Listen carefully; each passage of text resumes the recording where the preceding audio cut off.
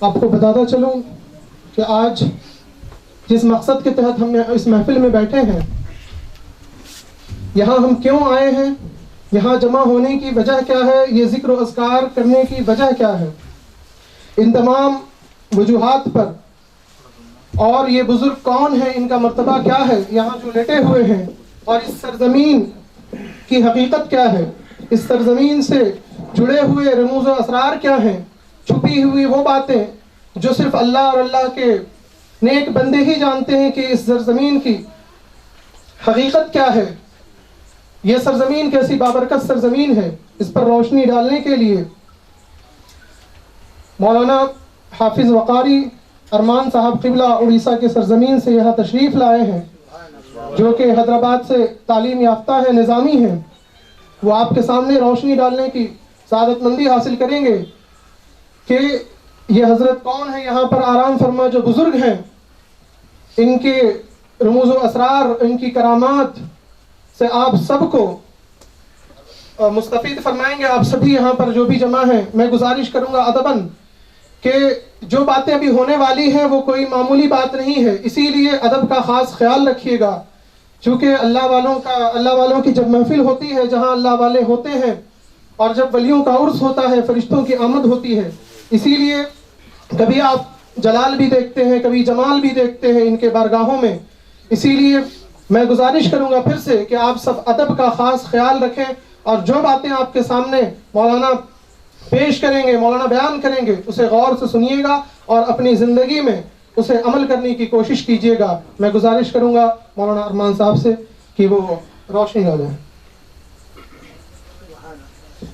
السلام علیکم ورحمۃ اللہ وبرکاتہ۔ الحمد للہ رب العالمین، والصلاة والسلام علی سید الانبیاء والمرسلین اجمعین، اما بعد، ان اللہ وملائکتہ یصلون علی النبی یا ایہا الذین آمنوا صلوا علیہ وسلموا تسلیما، اللہم صل علی سیدنا محمد وعلی آل سیدنا محمد وبارک وسلم، صلو علیہ صلاۃ وسلام علیک یا رسول اللہ صلی اللہ تعالی علیہ وآلہ وسلم۔ حضرات گرامی، یہ سرزمین جنر ہے اور اس کی تاریخ بہت قدیم ہے، بہت قدیم ہے، اتنی قدیم ہے کہ آپ تصور نہیں کر سکتے ہیں۔ اس کے بارے میں آپ اگر گوگل سرچ کریں گے تو آپ کو بات سمجھ میں آئے گی۔ 90 BC سے سیاسی، ایک تجارتی اور سیاسی مقام رہا ہے جنر۔ سلیمان علیہ السلام جن کی پیدائش 931 BC ہے، یعنی 931 BC، اور ان کی وفات جو ہے 990 BC یعنی 990 BC ہے۔ حضرت سلیمان علیہ السلام 10 صدی BC میں اپنے زمانے میں سال میں ایک مرتبہ ہندوستان تشریف لایا کرتے تھے، اور شہر جنر کی تاریخ بہت قدیم اس لیے ہے کہ تاریخی حوالے سے یہ بات بہت مشہور ہے کہ شہر جنر پہاڑوں کے درمیان بسا ہے، جیسا کہ آپ حضرات دیکھ رہے ہیں۔ انہی پہاڑوں میں سے ایک پہاڑ کا نام سلیما پہاڑ ہے، اور اسی پہاڑ پر سلیمان علیہ السلام تشریف لایا کرتے تھے اور قیام فرماتے تھے، اور اسی پہاڑی آب و ہوا سے لطف اندوز ہوتے تھے۔ یہ پہاڑ جنر کے اہل قریش قبرستان سے دکھائی دیتا ہے۔ اس زمانے میں جنر ایک مشہور، حضرت سلیمان علیہ السلام کے زمانے میں، ہندوستان جو ہے اور شہر جنر خصوصاً طور پر ایک مشہور تجارت گاہ تھی۔ اس وقت یہاں سے تجارت ہوا کرتی تھی۔ یہ پونا ڈسٹرکٹ سے 92 کلومیٹر یعنی 92 کلومیٹر پر جنر ایک تعلقہ ہے جو کہ پونا ڈسٹرکٹ میں ہے۔ یہاں پر ایک حکومت تھی، راجکوٹ حکومت، آپ لوگ اس سے واقف ہوں گے۔ راجکوٹ حکومت میں پونا کا نام پونکا اور پونیا پور تھا، جبکہ 758 AD یعنی 758 عیسوی اور 768 AD 768 عیسوی کے کوپر پلیٹ سے یہ ظاہر ہوتا ہے کہ یادو حکومت نے اس کا نام تبدیل کر کے پونا کا وشایا اور پونیا وشایا رکھ دیا تھا۔ اس کے بعد دیکھیں آپ، شہر جنر ہندوستان کے ضلع پونے کا ایک قدیم تعلقہ ہے، جو کہ ہندوستان کا ایک قدیم شہر مانا بھی جاتا ہے۔ یہ جنر کی تاریخ بڑی قدیم ہے۔ جنر کا سب سے پہلے ذکر جو ہے، سب سے پہلے کسی نے جنر کے بارے میں بتایا تو وہ گریکو رومن ٹریولرز ہے۔ یہ ایک سیاح ہوتے ہیں، یعنی گھومنے والے، سفر کرنے والے، اس کو سیاح کہا جاتا ہے۔ تو ان لوگوں کا تعلق پہلے 1000 سال عیسوی سے تھا، پہلے 1000 سال عیسوی سے۔ اور انڈو سیتھین جس کو انڈو ساکا بھی کہا جاتا ہے، جو کہ خانہ بدوش ایرانی لوگوں کا گروپ تھا. خانہ بدوش کا مطلب ہے کہ آج یہاں کا ڈیرا ہے تو کل دوسری جگہ پہ ڈیرا اپنا جماتے ہیں، اس کو خانہ بدوش کہتے ہیں. تو یہ ایک گروپ تھا. ان لوگوں کا جو تعلق تھا پہلے 1000 سال عیسوی سے تھا ان لوگوں کا تعلق، اور دوسری صدی عیسوی کے دوران ان لوگوں نے جنت پر حکومت کیا، جیسا کہ منمودی غاروں پر ان کے نقوش سے ظاہر ہوتا ہے. مشہور مورخ یعنی تاریخ لکھنے والے تاریخ دان دامودر کوسامبی کے مطابق جنر کا اصل نام تگارا تھا یا جرنا نگر تھا، اور اسی سے جنر بنا. اس کے بعد دیکھیں 1400 AD میں یعنی 1400 عیسوی میں افناسے نکتین، جو کہ رشین سیاح تھا، ایک رشین ٹریولرز تھا، اس کو روسی سیاح کہتے ہیں، کچھ مہینے جنر میں گزارا. وہ بیان کرتا ہے کہ نظام شاہی کا پہلا مرکز جنر تھا، پھر ملک امبر نے اس کو اپنا مرکز بنایا. ملک امبر احمد نگر کا بادشاہ تھا. اب اتنی بات کنفرم ہو جاتی. اس کے بعد آئیے آپ جنر میں جو اہل قریش قبرستان ہے، ایک تاریخی قبرستان ہے. تاریخی قبرستان ہے یہ ایسا فیضیاب قبرستان ہے جس کی آغوش میں کثیر تعداد میں اولیاء اکرام آرام فرما ہیں، اور یہ قبرستان تقریباً 1200 برس قدیم ہے. یہ قبرستان 1200 برس قدیم ہے. اس قبرستان میں اکثر اولیاء اکرام کے مزارات ظاہر ہیں اور چند مزارات پوشیدہ ہیں، یہ اللہ بہتر جانتا ہے. اس قبرستان کا نام اہل القریش قبرستان اس لیے ہے کیونکہ اس میں جو اولیاء اکرام آرام فرما ہیں وہ عرب، مکہ مدینہ، مصر، یمن، ایجپٹ، ایران، فلسطین، عراق جیسے ممالک سے تشریف لائے تھے، اور انہی کی نسبت سے اس قبرستان کو اہل قریش قبرستان کہا جاتا ہے. اس قبرستان میں برہان شریعت، برہان طریقت کے علماء، فقہا، مفسرین، محدث، صوفیہ، فقراء، علوم شریعت و طریقت و علوم معرفت و حقیقت کے حامل شخصیات مدفن ہیں. اس قبرستان میں ایک دربار ہے جس میں آپ حضرات تشریف فرما ہیں. اس قبرستان میں ایک دربار ہے، آستانہ عالیہ، مدینۃ الاولیاء. مدینۃ الاولیاء کہتے ہیں ولیوں کا شہر. تبع تابعین العارف باللہ حضرت سیدنا و مولانا زین الدین عمر المدنی حنفی عرف قطب شاہ فقیر پیر بابا رضی اللہ عنہ کا یہ آستانہ ہے. یہ وہ مقدس درگاہ ہے کہ جہاں پر حضرت سے فیضیاب ہونے کے لیے لوگ دور دراز مقام سے حاضری کا شرف حاصل کرتے ہیں.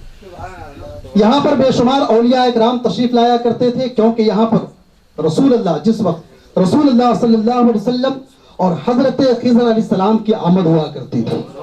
آپ تبع تابعین ہیں.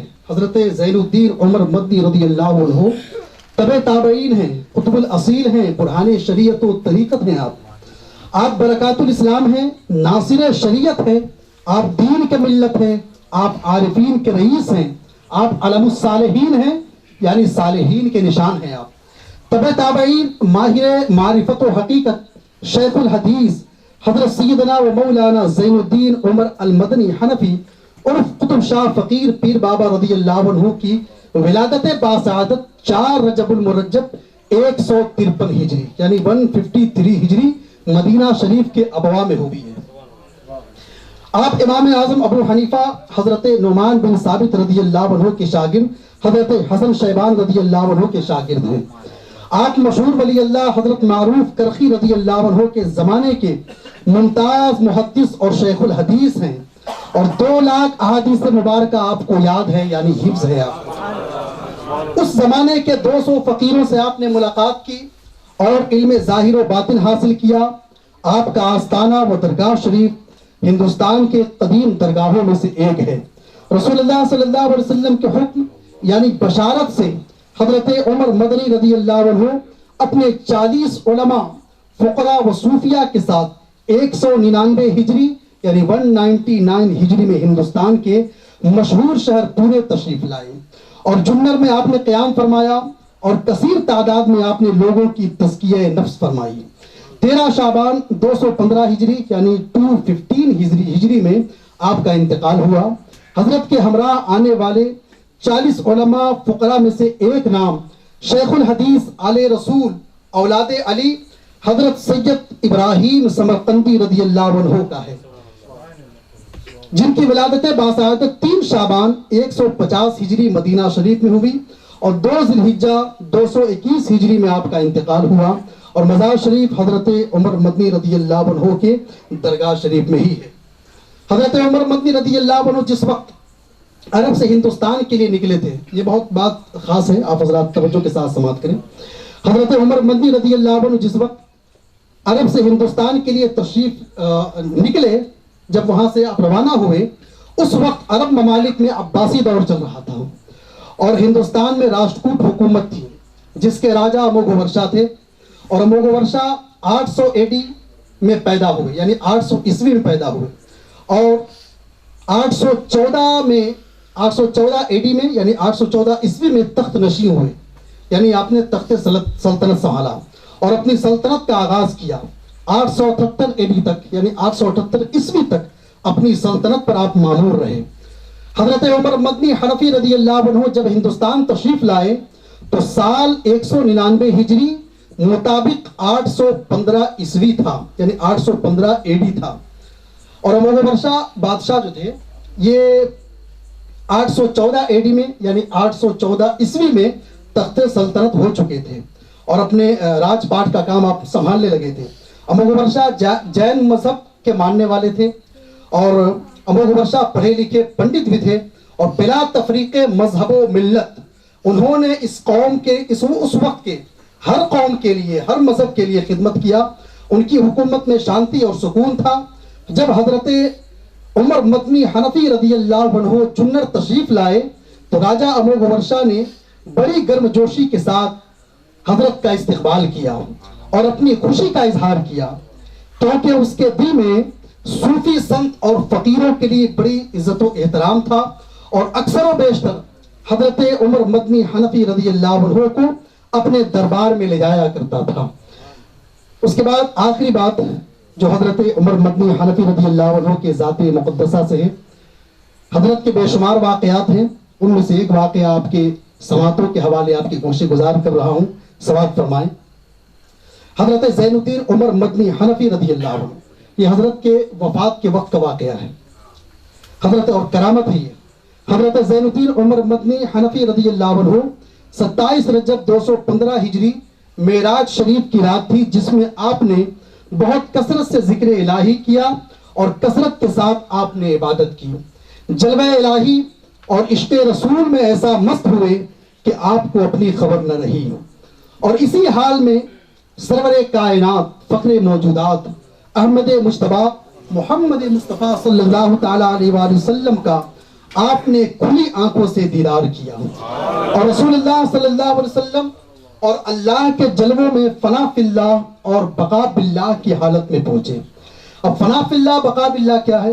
فنا فی اللہ اور بقا باللہ اس مقام کا نام ہے کہ جہاں پر اولیاء اکرام جسم کے ساتھ ہوش و حواس میں مولا کی تجلی کا مشاہدہ کرتے ہیں۔ فنا فی اللہ اور بقا باللہ کے ساتھ ساتھ مقام اتصال اور مقام انفصال اور مقام جم الجم میں بھی آپ پہنچے۔ مقام اتصال، مقام انفصال اور مقام جم الجم یہ اولیاء اللہ کے بلند پایہ مقامات ہیں، اور یہ مقامات عام انسانوں کی سوچ سے باہر ہیں، وہاں تک اس کی فکر نہیں جا سکتی ہے۔ حضرت عمر مدنی حنفی رضی اللہ عنہ معراج شریف کی شب سے آخری وقت تک اسی کیفیت میں رہے۔ 13 شعبان نماز مغرب کے بعد عشق رسول میں ڈوب کر آپ نے درود شریف کا ذکر فرمایا۔ اسی وقت پھر آپ کو رسول اللہ صلی اللہ علیہ وسلم کا دیدار ہوتا ہے، کہ رسول کریم صلی اللہ علیہ وسلم کے دیدار سے آپ مشرف ہوئے۔ رسول اللہ صلی اللہ علیہ وسلم لا الہ الا اللہ کا ورد فرما رہے تھے، اس وقت رسول اللہ صلی اللہ علیہ وسلم کے زبان مبارک سے نور نکل رہا تھا، اور یہی نور حضرت زین الدین عمر مدنی حنفی رضی اللہ عنہ کے چاروں طرف گھومنے لگا۔ تب حضرت زین الدین عمر مدنی حنفی رضی اللہ عنہ بآواز بلند لا الہ الا اللہ محمد رسول اللہ کا ذکر فرمانے لگے، یہاں تک کہ آپ کے جسم کے ہر اعضاء سے کلمہ طیبہ کی آواز آنے لگی۔ اسی حالت میں یا جلوہ کی آواز نکلی اور پھر آپ وصال فرما گئے۔ انا للہ و انا الیہ راجعون۔ آپ کے جنازے کی نماز کی امامت القطب عارف باللہ حضرت سیدنا ابراہیم سمرقندی رضی اللہ عنہ نے پڑھائی۔ حضرت ابراہیم سمرقندی رضی اللہ عنہ نے آپ کے جنازے کی نماز کی امامت فرمائی۔ آپ کے جنازے میں جہاں ایک طرف عام لوگوں تعداد موجود تھی تو وہیں دوسری طرف اولیاء فقراء کی تعداد بھی بہت کثیر تھی. آپ کے جسد مبارک کو آپ کے شہزادے حضرت شیخ سید سعید الدین مدنی رضی اللہ عنہ نے قبر میں اتارا. حضرت زین الدین عمر مدنی حنفی رضی اللہ عنہ کو اللہ نے ولایت کا وہ ملکہ یعنی وہ مقام عطا فرمایا تھا جہاں پر اولیاء اکرام آ کر ولایت کی بڑی بڑی منزلیں طے کیا کرتے تھے. اس مقدس مقام پر وہ بزرگان دین جنہوں نے چلہ کشی کی، عبادت و ریاضت کیا، کسب فیض کیا، اس سے بھی بڑھ کر انہوں نے جاگتے ہوئے حالت میں کھلی آنکھوں سے رسول اللہ صلی اللہ علیہ وسلم کا دیدار کیا اور حضرت خضر علیہ السلام سے ملاقات کا شرف حاصل کیا ہے. اور حضرت عمر مدنی رضی اللہ عنہ کے آستانے میں عالم لاہوت و عالم باہوت، عالم ملکوت کا مشاہدہ بھی کیا کرتے تھے وہ اولیاء اکرام. لاہوت یعنی عالم لاہوت، عالم باہوت، یہ ولایت کی دنیا میں مختلف مقام ہیں، الگ الگ مقامات ہیں. ہم جس عالم میں رہتے ہیں اس عالم کا نام عالم ناسوت ہے. تو یہ اولیاء اکرام عالم ناسوت سے نکل کر عالم لاہوت، عالم باہوت، عالم ملکوت اور عالم جبروت کا مشاہدہ کیا کرتے ہیں. یہ مذکورہ تمام معلومات آل رسول، اولاد علی، شہزاد غوث الاعظم، واقف علم الاسرار، فقیر ذی الوقار حضرت سید ابو حسن محب اللہ الحسنی والحسینی القادری الرفاعی الشاذلی العلوانی الچشتی السہروردی التاجی عرف بابا صاحب کیرلا والے سے موصول ہوئی. یہ تمام معلومات حضرت سے ہمیں حاصل ہوئی جو آپ تک پہنچا رہا ہوں. وآخر دعوانا الحمدللہ رب العالمین.